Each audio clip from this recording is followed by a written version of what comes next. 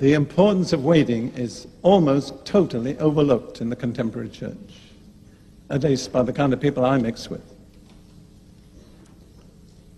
And yet it's an essential part of our preparation for the return of the Lord. Hebrews chapter 9, verse 28. So Christ was offered once to bear the sins of many. To those who eagerly wait for him, he will appear a second time apart from sin for salvation. To whom will he appear? To those who eagerly wait for him. Now, some translations don't put in the eagerly, but it's a double preposition in the Greek.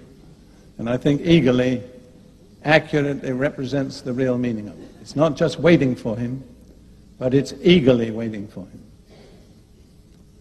I have a friend that's known to a few of us here, but I won't mention his name, who is a preacher. He and I have worked together in the past. And he has a rather droll way of expressing himself.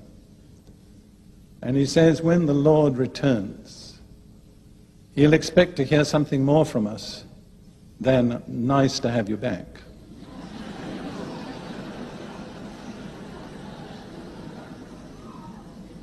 If we're eagerly waiting for him, we'll have more to say than that.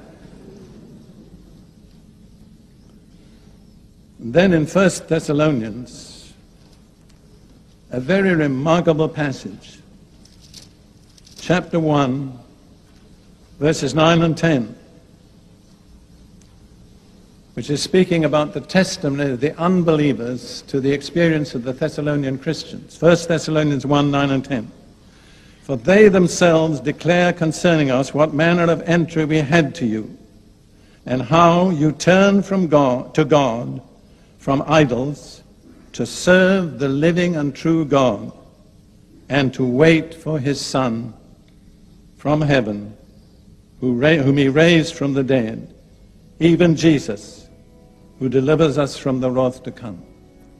So these people turned to God as a result of the ministry of Paul to do two things. And there's no suggestion that one is more important than the other.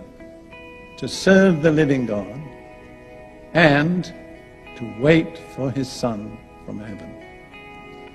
You see, as Christians, we are called to serve, but we are also called to wait. And I've spoken to Christian ministers and workers in many places. I sometimes ask this question: which takes more faith, to work or to wait? And never have I anybody had answered that it takes more faith to work than to wait. The real test of faith is waiting. And it's a test to which we will all be subjected, because we are called to turn from idols, to serve God, to wait for his Son.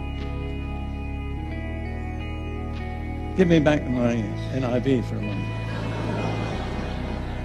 I'm sorry, your NIV. This is a verse in Isaiah 64, verse 4, which is so vivid in this that I like to quote it from the NIV.